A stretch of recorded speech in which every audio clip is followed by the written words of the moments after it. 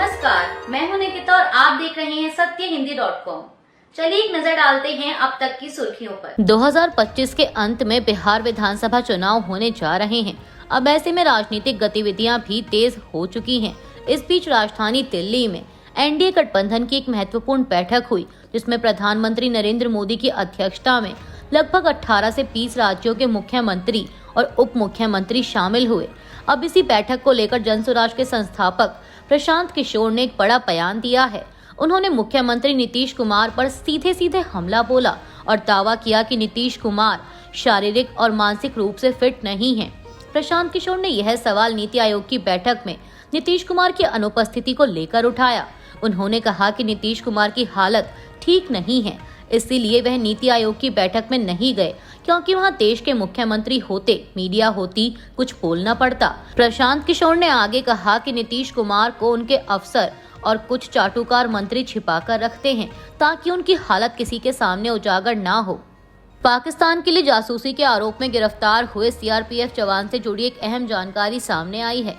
एक रिपोर्ट के मुताबिक जवान पहलगाम आतंकी हमले से पहले 6 दिन पहले तक वहीं था। एबीपी की एक रिपोर्ट के मुताबिक एनआईए ने सोमवार को जासूसी के आरोप में एक सीआरपीएफ जवान को पकड़ा था। एनआईए ने जिस जवान को गिरफ्तार किया है वह हमले से 6 दिन पहले तक पहलगाम में ही था।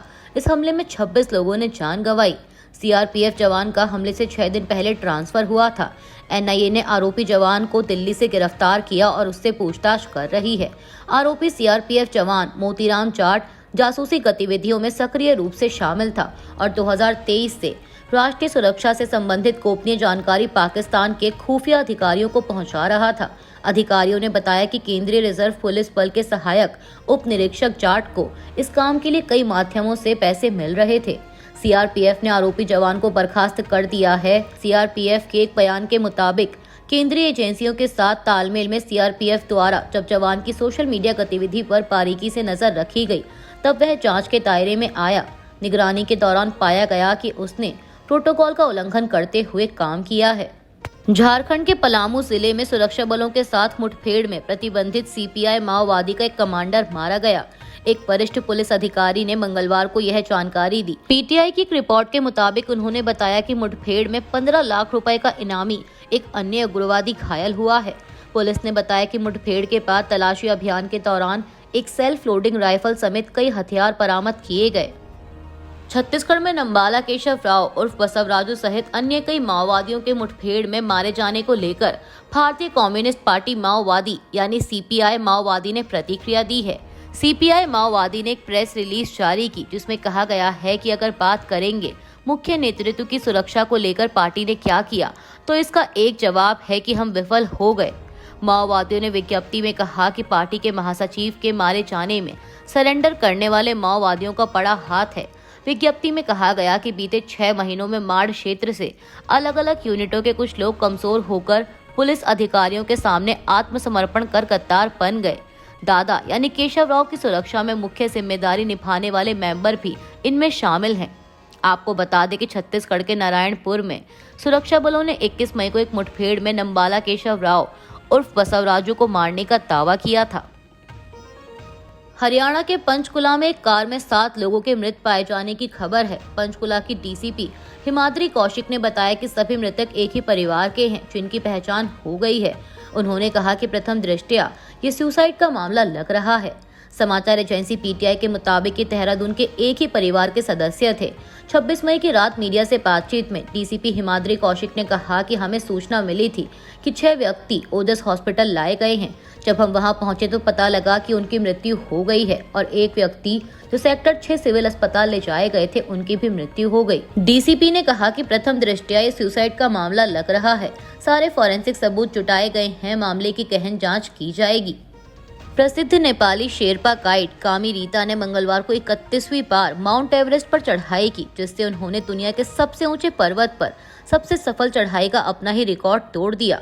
अभियान के आयोजक 7 समिट ट्रैक्स के अध्यक्ष मिंगमा शेरपा के अनुसार 55 वर्षीय पर्वतारोही स्थिर मौसम की स्थिति में सुबह करीब 4 बजे 8,849 मीटर ऊंची चोटी पर पहुंचे। वे लेफ्टिनेंट कर्नल मनोज जोशी के नेतृत्व में भारतीय सेना के एडवेंचर विंग एवरेस्ट अभियान की एक टीम का मार्गदर्शन कर रहे थे।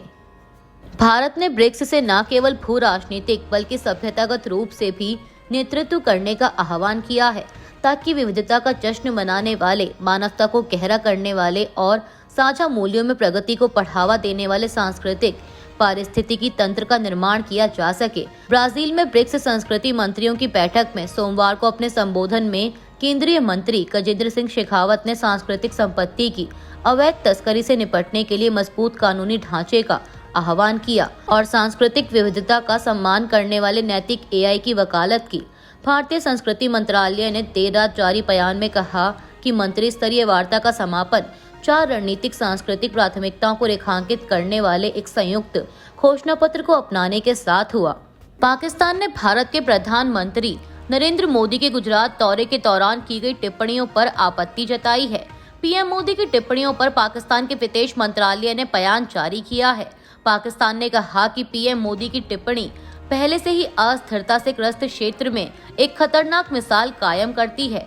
पाकिस्तानी विदेश मंत्रालय ने कहा कि ऐसे बयान संयुक्त राष्ट्र चार्टर के मूल सिद्धांतों का स्पष्ट रूप से उल्लंघन करते हैं, जो सदस्य देशों को विवादों को शांतिपूर्ण तरीके से हल करने और अन्य राज्यों की संप्रभुता या राजनीतिक स्वतंत्रता के खिलाफ बल के इस्तेमाल या इसकी धमकी देने से बचने के लिए बाध्य करता है।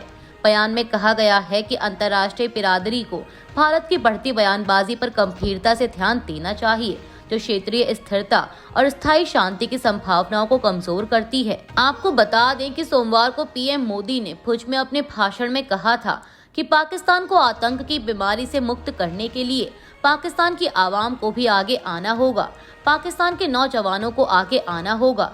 सुख चैन की जिंदगी जियो, रोटी खाओ, वरना मेरी गोली तो है ही। भारत और पाकिस्तान के बीच बढ़े तनाव में चीन की कितनी भूमिका थी, इसको लेकर विदेश मंत्री एस जयशंकर ने जवाब दिया है। विदेश मंत्री एस जयशंकर ने हाल ही में जर्मन अखबार फ्रैंकफर्टर अल्गेमाइने ज़ेइटुंग को इंटरव्यू दिया। उन्होंने इंटरव्यू के दौरान भारत और पाकिस्तान के मसले पर बात की। विदेश मंत्री ने कहा कि पाकिस्तान के पास मौजूद कई हथियार प्रणालियां चीन की हैं और दोनों देश बहुत करीब हैं। आप इस बात से निष्कर्ष तक पहुंच सकते हैं। उन्होंने कहा कि हमने आतंकी ठिकानों को निशाना बनाया था, हमारा लक्ष्य बहुत ही सटीक था और यह कदम बहुत ही सोच समझकर उठाया गया था, लेकिन इसके बाद पाकिस्तानी सेना ने हमारे खिलाफ फायरिंग शुरू कर दी। हमने उन्हें यह भी दिखा दिया कि उनका एयर डिफेंस सिस्टम तबाह कर सकते हैं और तब उनके अनुरोध पर फायरिंग रुकी। पीटीआई की एक रिपोर्ट के मुताबिक अधिकारियों ने बताया कि उमर अब्दुल्ला के नेतृत्व में जम्मू कश्मीर सरकार मंगलवार को पहलगाम में विशेष कैबिनेट बैठक करेगी। इस कदम का उद्देश्य जम्मू कश्मीर में आतंकवाद और हिंसा के खिलाफ एक शक्तिशाली संदेश देना है। बता दें कि यह पहली बार है जब इस सरकार के कार्यकाल के दौरान कैबिनेट की बैठक सामान्य ग्रीष्मकालीन राजधानी श्रीनगर या शीतकालीन राजधानी जम्मू के बाहर होगी। बैठक के लिए पहलगाम को चुनने का उद्देश्य पर्यटन नगरी के निवासियों के साथ एकजुटता दिखाना भी है।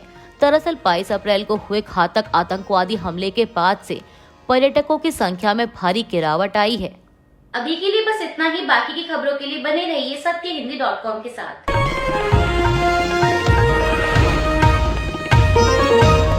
Copyright disclaimer under Section 107 of the Copyright Act 1976. Allowance is made for fair use for purposes such as criticism, comment, news reporting, scholarship, and research. Fair use is a use permitted by copyright statute that might otherwise be infringing.